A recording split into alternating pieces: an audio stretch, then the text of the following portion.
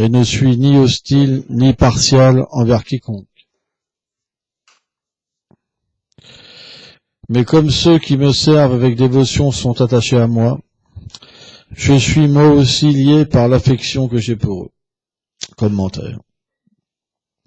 Srila Vishvacharya Thakur dit qu'Arjuna pourrait se poser ces questions. Oh Krishna, en amenant tes dévots près de toi, tu leur accordes une libération spéciale. Mais tu ne fais pas cela avec ceux qui ne sont pas tes dévots.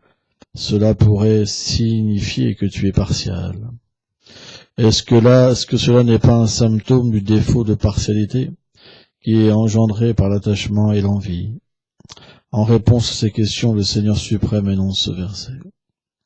Om Agyanati Milandasya Jnanam Jalam Shalakayam Shakshurumiritam Jena Taisme Shigurave Namah Shitchetanyam Manobhistam Stapitam Yena Bhutale Swayam Lupa Kadamayam Dadati Swam Padam Tikam Vandayam Shri Guru Shri Yukta Padakamalam Shri Gurum Vaishnavam Sham Shri Rupam Sagrajatam Sahagun Raghunatham Vitam Tapsajivam Sarvetam Savadutam Parijatam Saitam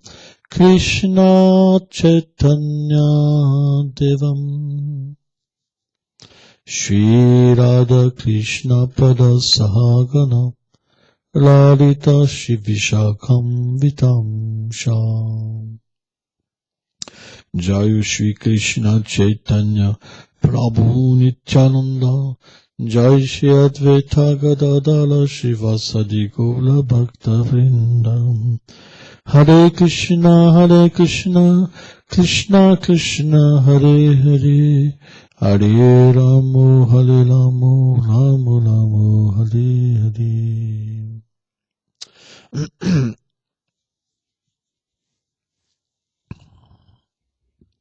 Pourquoi Arjuna pose toutes ces questions? C'est parce que quand l'amour existe entre le Seigneur et ses dévots, alors le dévot, par le fait qu'il soit relié à l'énergie interne du Seigneur suprême, Yogamaya, et qu'il considère Krishna selon sa relation, alors il veut défendre Krishna. Arjuna, il pose cette question, et Krishna répond. Krishna n'a pas besoin de se défendre.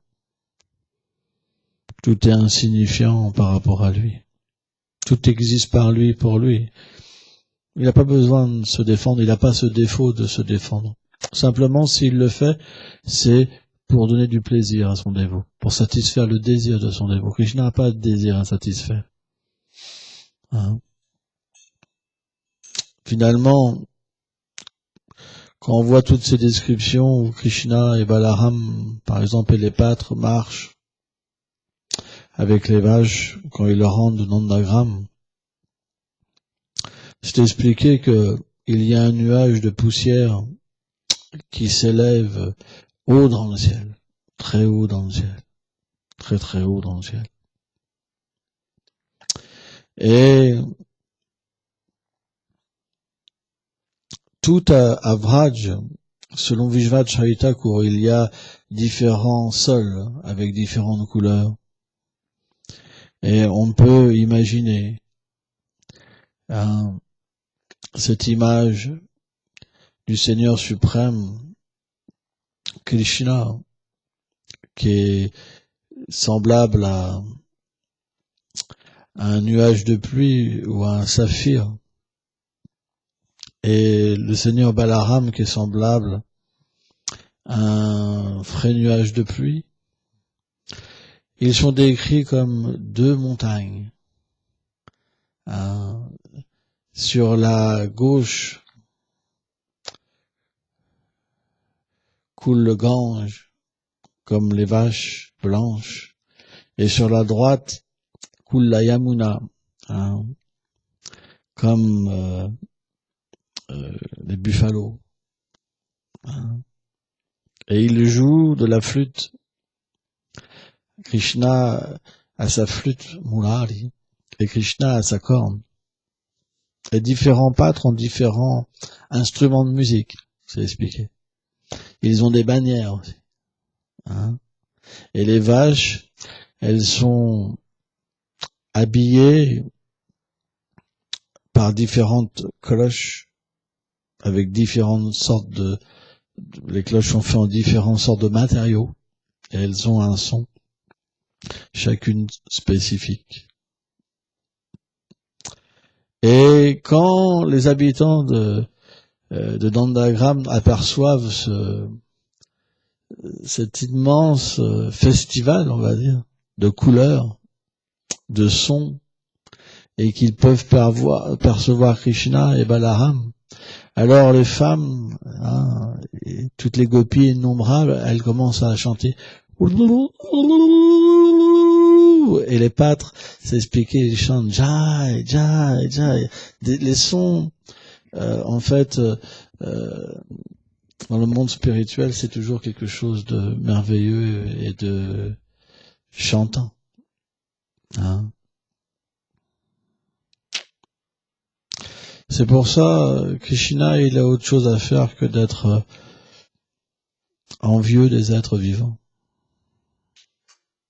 Puis Shrimad Thakur, il dit, Krishna, il ne s'occupe pas des choses liées à la nature matérielle. Pourquoi?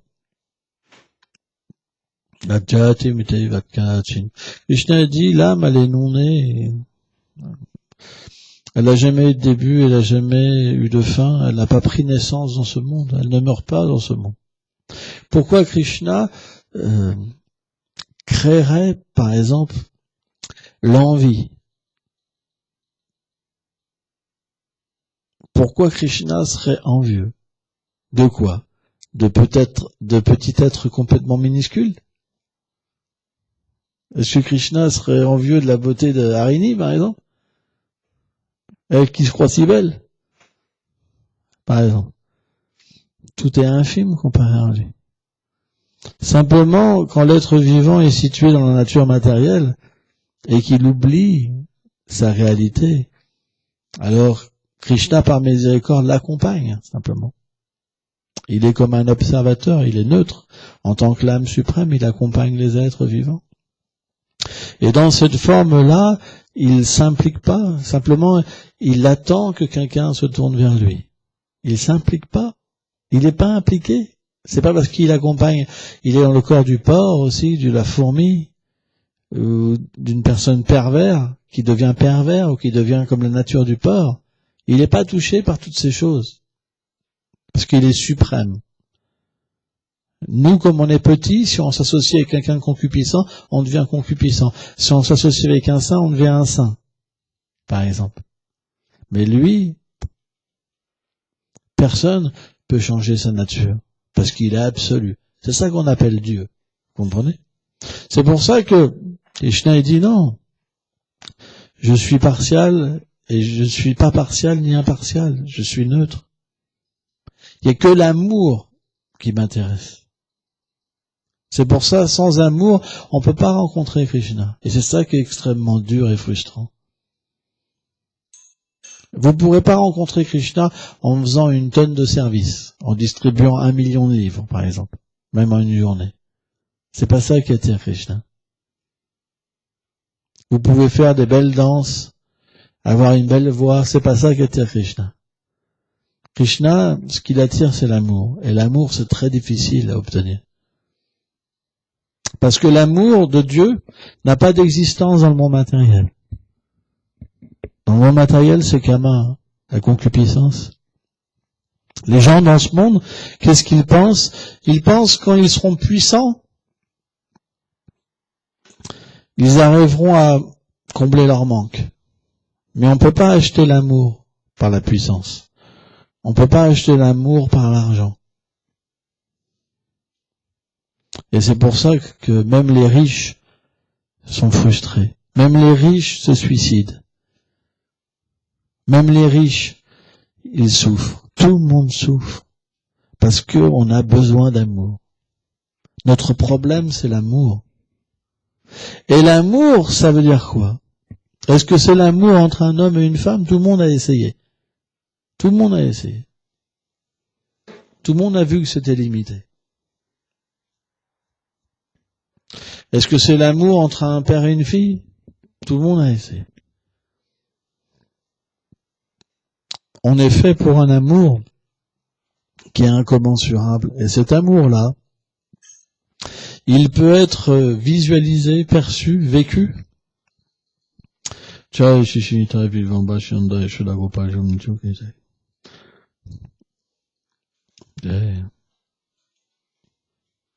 si le Seigneur le décide. C'est pour ça qu'on ne peut pas forcer. Cet amour, il ne viendra pas avec de la force. Il ne viendra pas en l'achetant. C'est pas possible. Mais il viendra en satisfaisant le Seigneur suprême. C'est pour ça, satisfaire le Seigneur, ça veut dire quoi? Satisfaire ses dévots. Parce que finalement, comment on pourrait satisfaire le Seigneur? Lui qui a tout. Lui qui possède tout. Et dans un monde qui est merveilleux, même pas dans ce monde-là. Les univers matériels, c'est expliqué, elles existent dans un nombre illimité. Il n'en a même pas conscience, quelque part. Elles sont sur la tête de Sankarshan. Hein? Mais Krishna, on sait une chose, c'est une valeur sûre, c'est qu'il est lié avec ses dévots par l'amour pur. C'est pour ça qu'on a besoin d'être lié à quelqu'un qui ait de l'amour. Sans ça, notre vie ne sera pas un succès. C'est comme une centrale. Si vous avez des prises de courant, mais que votre maison, parce que vous n'avez pas payé l'électricité, que la maison est coupée, que l'électricité est coupée, vous aurez beau, avec des prises, les connecter, il n'y aura pas de courant qui viendra. Eh bien d'accord. De la même manière, si on n'apprend pas à se connecter avec ceux qui sont le réceptacle de la miséricorde de Krishna, alors cet amour ne viendra pas dans notre cœur et on souffrira. Pourquoi on souffre? La seule raison de notre souffrance, c'est qu'il n'y a pas d'amour dans notre cœur. Et le pire, c'est que quand on essaie d'avoir l'amour dans ce monde, comme c'est un amour inversé de la concupiscence, on souffre encore plus. Et on erre comme des fantômes, comme des gens pris de démence, en essayant de trouver une solution. Le monde matériel, c'est ça, c'est que des gens qui courent partout, qui marchent pour essayer de trouver une solution. C'est pour ça qu'on l'explique, c'est la lutte pour l'existence de ce monde. On essaye de trouver l'amour. Il y en a qui essayent de le trouver d'une manière complètement pervertie encore plus. À travers la barbarie, par exemple. Par exemple. D'autres, à travers, comment dire, la position, la politique, par exemple. D'autres à travers la poésie, d'autres à travers la religion. Mais toutes ces formes d'amour, elles restent à un certain niveau. Parce qu'elles ne nous permettent pas de percevoir un monde où il n'y a plus de souffrance. Or, même un religieux, même s'il donne sa vie à Dieu, par exemple, et qu'il aime les êtres pour Dieu, ça ne veut pas dire qu'il souffre pas. La souffrance est là. Bien sûr, il est cher au Seigneur suprême. Mais c'est pas forcément qu'il voit ce monde transcendantal. Or, si on est véritablement relié à des personnes qui peuvent avoir accès à ce monde, dû à une dévotion qu'ils ont cultivé des vies passées, alors à ce moment-là, graduellement dans notre cœur, la miséricorde viendra nous chercher. Cette connexion se fera. Si bien sûr, on se dépossède de vouloir la position, par exemple, et qu'on va vers une position d'humilité. Ça veut dire quoi? Ça veut dire de comprendre que sans la miséricorde d'un Bhakta, rien ne viendra dans notre cœur. Donc il faut vraiment que cette connexion, elle soit pure. Il faut que cette connexion, elle soit pure. Dans le sens que, à moins qu'on devienne un mendiant constamment et qu'on dépende de ces grandes personnalités, alors ça ne viendra pas. Parce que quand on dépend plus et qu'on ne devient plus un mendiant, alors ça se bloque de nouveau. Et de nouveau on souffre. Alors, comme on souffre, il y a une sorte d'introspection qui se fait si on a une connexion. Et on se dit, mais comment ça se fait que ça coule plus? Comment ça se fait que je souffre alors que j'ai goûté un petit quelque chose? Et si on est vraiment sincère, alors on comprendra que c'est notre attitude intérieure qui va pas. Et que c'est pour ça qu'on goûte pas. Et Krishna demandera de plus en plus. De plus en plus. Parce que le goût sera de plus en plus haut. Ce qu'on aura perçu avant, ça sera comme insignifiant. Et plus notre attitude sera parfaite, et plus Krishna demandera. Jusqu'à un jour où, véritablement, on sera le cœur débarrassé de tout désir matériel, de tout désir matériel. Et ça prend du temps. Parce que, pourquoi ça prend du temps? C'est qu'on n'a pas décidé véritablement d'être comme ça. Notre problème, il vient de nous, c'est que on ne sait pas ce qu'on veut. On a un dhoti, on a un tilak, c'est bien, hein. Super, hein. Mais à l'intérieur, on ne sait pas ce qu'on veut. On doute. Il y a encore des désirs qui viennent nous chercher. Il y a encore des choses qui viennent frapper à la porte. Et on n'arrive pas à fermer la porte. La porte est entrouverte. Et il y a les rayons des désirs matériels qui passent encore. Alors à cause de ça, notre mental, il tourne à gauche, il tourne à droite. Il ne peut pas écouter le chant des saints noms. Il ne peut pas être fixe. Parce que quand il essaye d'être fixe, ça tourne à gauche, ça tourne à droite, ça tourne à gauche, ça tourne à droite. Et pourtant on souffre. Et on souffre. Et on souffre. Mais dès qu'on arrête de chanter, on oublie et on recommence. On pense que notre petite vie, elle est parfaite, alors qu'elle ne procure aucun bonheur, véritablement. Et même si on entend ça, on s'en fout. C'est une preuve qu'on devra revenir encore dans ce monde. Encore et encore. Vous comprenez? Parce que même si on l'entend, ça nous fait aucun impact. Rien. Notre cœur, il bouge rien. Aucune détermination va venir. Rien. Pourquoi est-ce que le cœur est si dur? Il est si recouvert, bardé d'acier, que même la miséricorde des sadhus, parfois, elle n'arrive même pas à passer. Vous vous rendez compte? Des fois, elle passe, parce que on est situé dans un meilleur jour. Des fois, elle passe pas. C'est pour ça que on devrait apprendre à pleurer. On devrait apprendre à se lamenter. Mais comment c'est possible, Seigneur? Oh Seigneur, comment c'est possible que je puisse pas t'entendre, que je puisse pas te voir, que je puisse pas être heureux? On devrait apprendre à pleurer, à mendier. Aide-moi. Aide-moi, avec un cœur sincère, véritablement.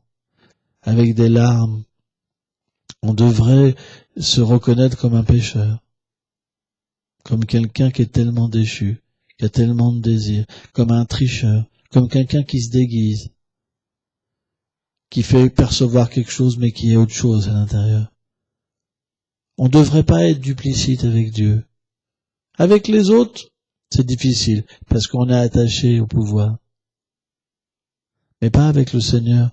On devrait au moins, avec lui, être honnête. Et avec son pur dévot. Au moins. Si on ne peut pas avec les autres, Krishna peut comprendre. Parce que c'est la nature de ce monde, d'être fier. Mais au moins avec son pur dévot, et avec lui, on doit être honnête. C'est vraiment important. Parce que sans ça, il n'y aura pas de possibilité de progresser. C'est pour ça que, bien que ça soit pas facile,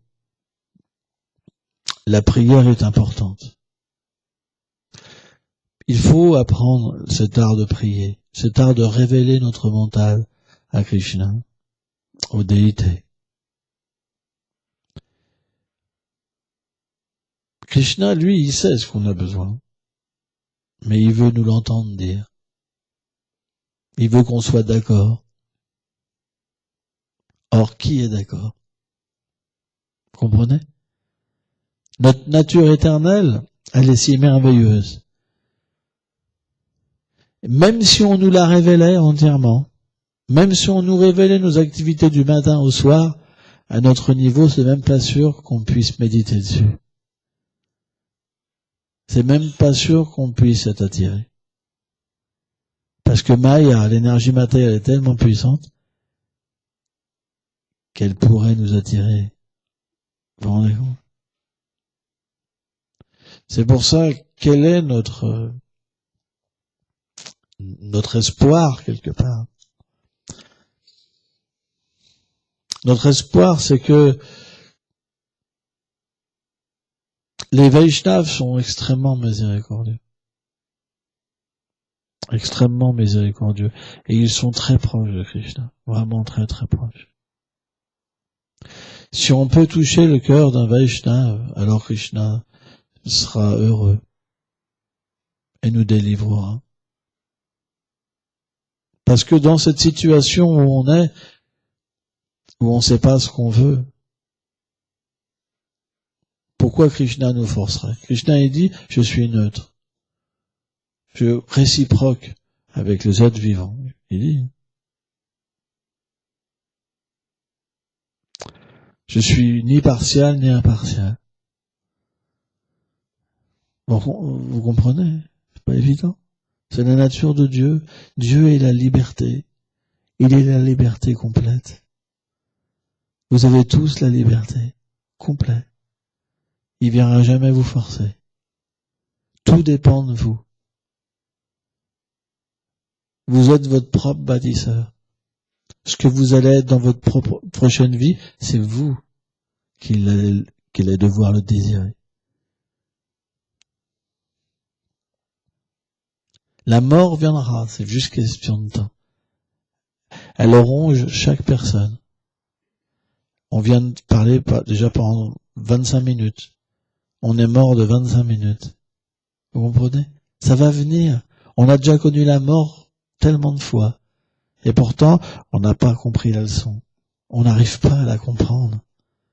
C'est ça le pouvoir de Maya, l'énergie matérielle. À moins que Krishna soit miséricordieux, on pourra pas s'en sortir. C'est pour ça, à moins qu'on développe cette humilité, cet abandon, et le fait de devenir un bhikshu, un mendiant, quelle est notre chance?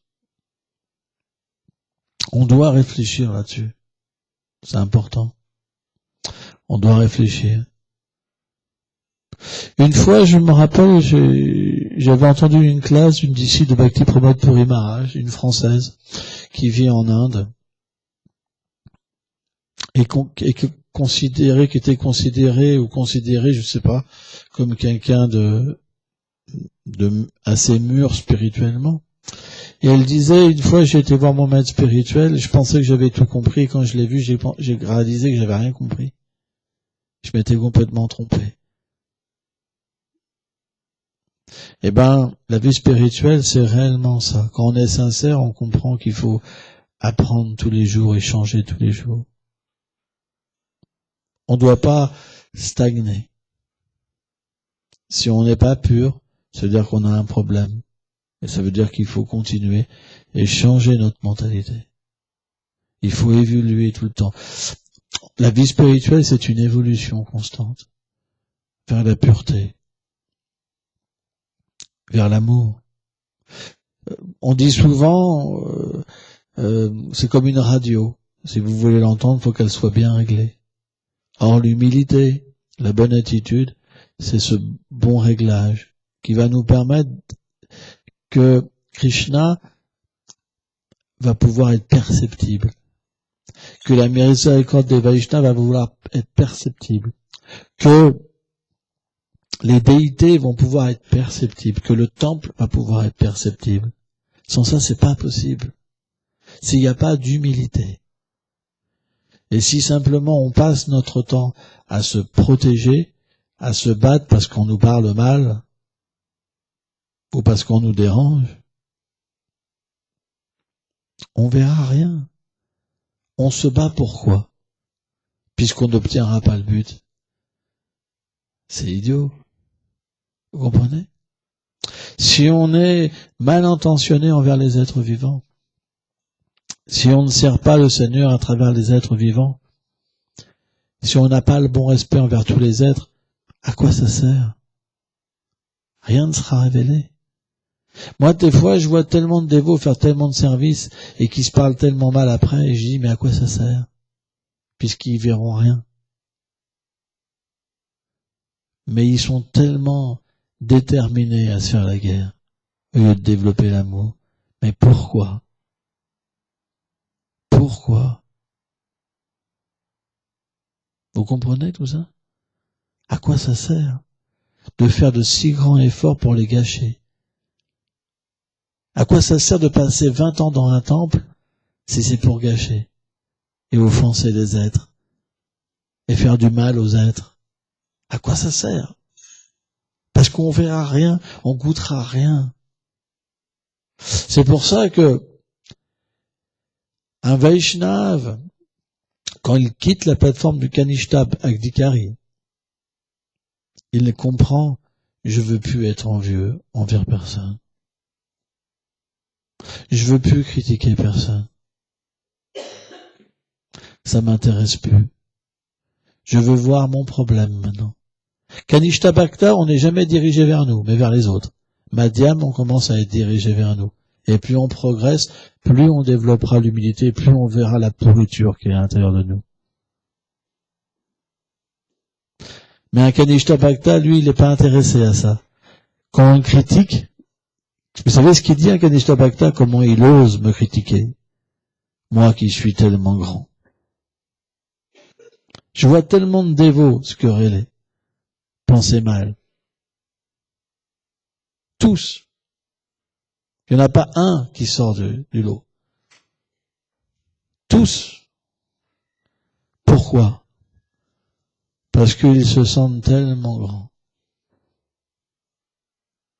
Ça veut dire qu'ils n'ont même pas commencé à avoir acquis l'introspection à l'intérieur d'eux-mêmes.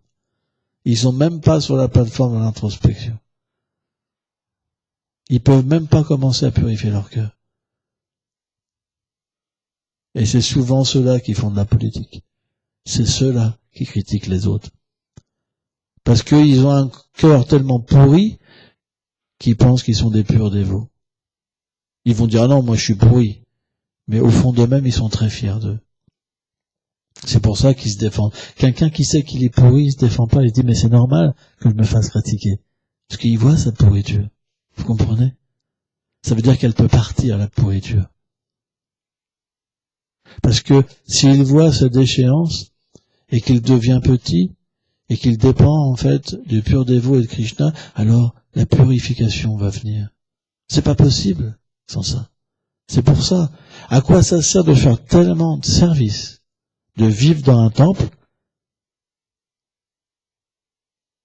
si on continue à se défendre et être envieux? Comprenez? On devrait penser à ça. Quand vous tapez, par exemple, à l'ordinateur, pendant des heures, Et quand vous vous mettez à critiquer, essayez pendant cette critique de faire cette synthèse. Quand vous voyez les fautes chez les autres, essayez de faire cette synthèse. À quoi ça sert tout mon service pour le gâcher en un instant? Pourquoi ne pas accepter une autre attitude? Vous comprenez? Et là, je pourrais avoir le bénéfice de mon service, véritablement. Il y a quelque chose qui pourra passer en moi. C'est l'amour, c'est la miséricorde. Je pourrais avoir du goût pour chanter. Mon mental ne déviera plus. Vous comprenez ça? Au moins devenir un Madhyam Bhakta, au moins Nishta. Nishta, ça veut dire que même si les tests viennent, vous ne pouvez pas capituler. Même si la concupiscence viendrait vous brûler à chaque instant, vous ne pouvez pas capituler. Pourquoi? Parce qu'il y a quelque chose de magique, de merveilleux qui s'est allumé en vous. C'est la foi, la pure foi. Parce que vous comprenez votre nature. Votre nature, elle devient compréhensible. C'est pas juste mental. Le cœur s'ouvre à la réalité. Et même si les obstacles viennent, cette réalité devient tellement forte qu'elles n'ont pas le pouvoir de la changer et de vous identifier comme un être concupiscent, comme un raciste, comme ce que vous voulez, un barbare. Vous pouvez pas. Même si ça vient à vous, cette foi-là, elle ne peut pas bouger. Et elle va graduellement, avec le temps, et avec la bonne attitude, dégager de la miséricorde, Uchi, du goût, qui va inonder votre être. Le souvenir de Krishna va venir à vous. Le souvenir de vous-même va venir à vous. Alors, si les tests viennent, qu'est-ce qu'ils peuvent faire? Vous comprenez? Est-ce que vous aurez le pouvoir de revenir dans ce monde? Non. Parce que vous verrez la vraie nature de ce monde. Quand vous porterez votre regard, vous verrez la vraie nature des choses. Vous verrez que tout est inversé, parce que votre cœur commence à être du bon côté des choses. Vous comprenez? Donc votre vision, vos sens, vous commencez à voir la vérité, à toucher la vérité, à sentir la vérité. Et automatiquement, plus on va avancer, et plus cette réalité, elle va devenir personnelle. On va comprendre notre nom. On va comprendre notre forme. On va comprendre nos amis éternels, notre service envers le Seigneur suprême.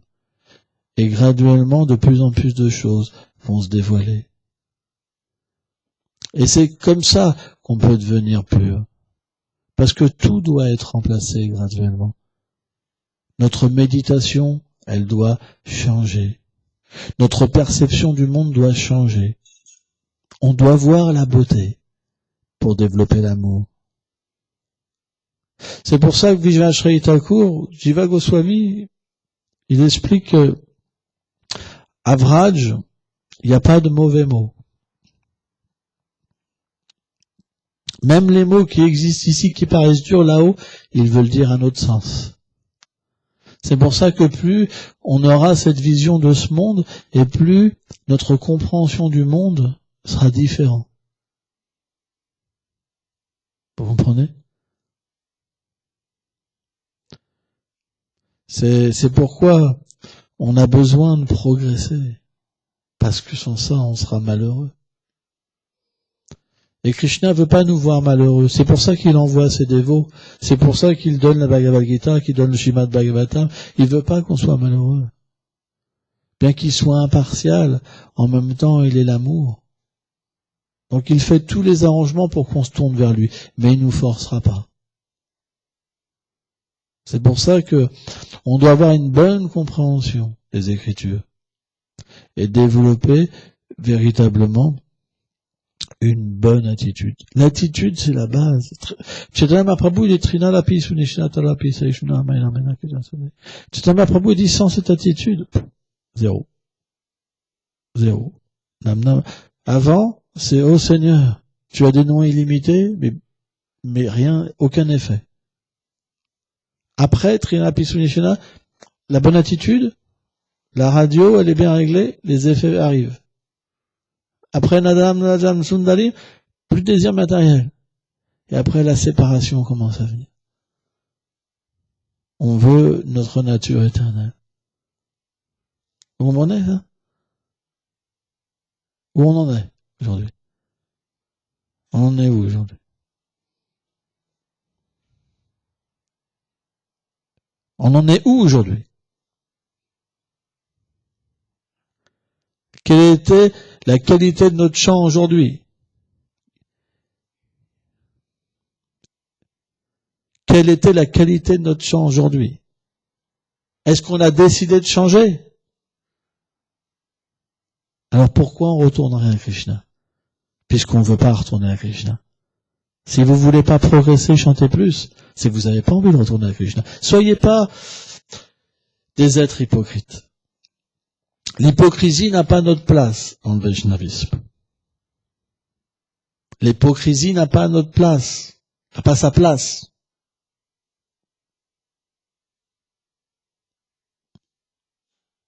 Les gens vont retourner à Krishna sans faire d'effort. Ils passent leur vie à faire n'importe quoi et ils se disent, moi je vais retourner à Krishna. Krishna va me sauver.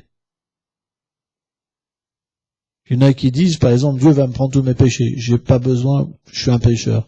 Est-ce que vous pensez que ça, c'est une mentalité d'une personne qui a une bonne attitude? Une fois, moi, j'étais à Montpellier, comme ça, je faisais Sankirtan. Et j'ai vu un groupe de religieux qui chantait « Oh, tu es venu pour nous prendre nos péchés et nous continuons comme des pécheurs. » Voilà, ouais. J'ai dit là, mais c'est pas possible quand même. C'est du délire. Mais c'est pas un que j'ai rencontré comme ça.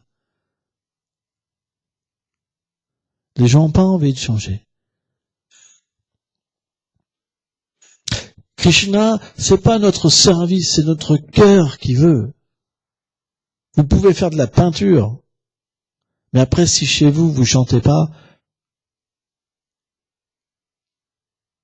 c'est pas ça que Krishna veut. Il veut le cœur et le service. Il veut les deux. Alors bien sûr, on ne doit pas délaisser le service en se disant « Ah, il a dit que j'avais pas d'amour, maintenant je vais plus faire de service, là tout est foutu. C'est fini, il n'y a plus rien. » Seva, tant qu'on n'a pas d'amour, il faut Seva, le service, parce qu'il n'y a pas de méditation intérieure. C'est la seule chose qu'on a, c'est rendre un service avec nos sens, notre mental, notre intelligence. Et un jour, ça pourra porter ses fruits, ça nous purifiera aussi. Parce qu'on le fait pour le maître spirituel. Mais notre cœur a un problème. Mais graduellement, ça fera un effet. Sauf si on offense trop les Vaishnavas. Il faut jamais délaisser le service. Mais Krishna veut notre cœur. C'est ça qu'il cherche, c'est ça qu'il veut. Hein? Voilà. Oui, question.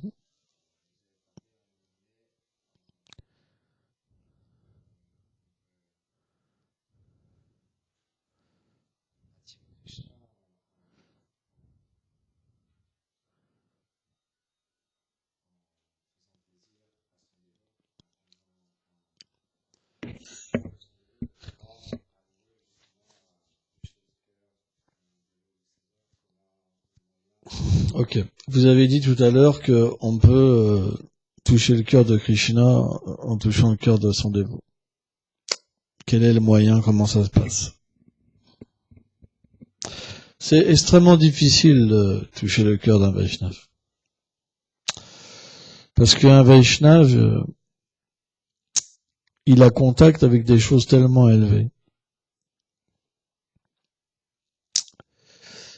Donc, à moins qu'on soit doté d'une sincérité, et d'une sincérité sans dualité, ça veut dire que comme on a expliqué dans la classe, qu'on réalise vraiment notre position, notre déchéance, qu'on devienne un mendiant, alors ce sera très difficile de toucher le cœur d'un Vaishnava.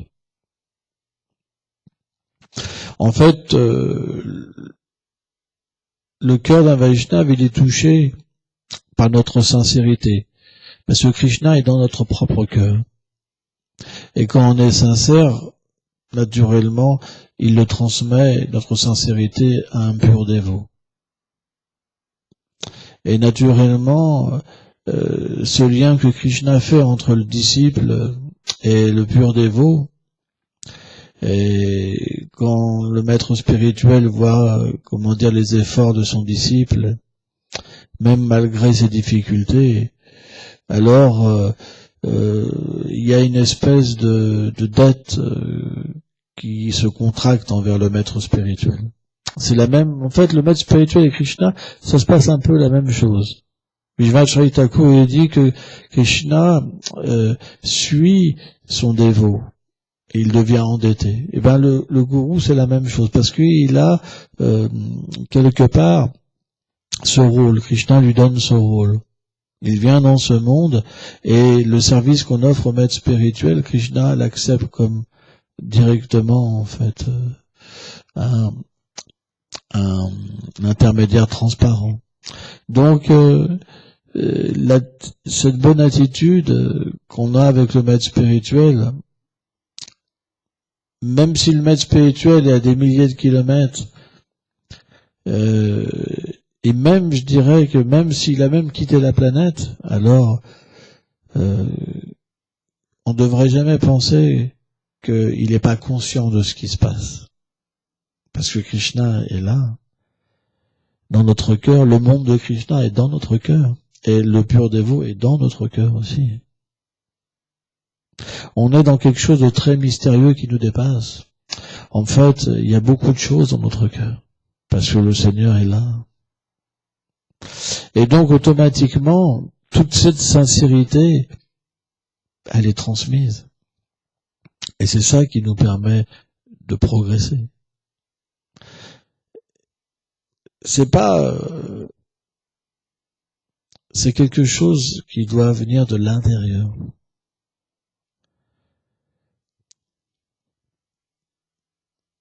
On doit développer de l'amour pour les purs dévots. C'est important. On doit aimer, on doit reporter notre amour, notre affection vers des choses qui sont tangibles, qui vont nous rapporter quelque chose de tangible. Et pas juste la mort et la naissance. En aimant des purs dévots, automatiquement, on va être introduit dans leur intimité. Plus on va les aimer, plus leur cœur va nous être ouvert. Et leur cœur à eux, elle est simplement fait d'une chose, c'est Sharanagati, l'abandon. Et cet abandon, c'est comme une porte qui s'ouvre à Vrindavan, vous savez. Et le cœur d'un Vaishnava, c'est simplement les divertissements du Seigneur suprême. C'est tout.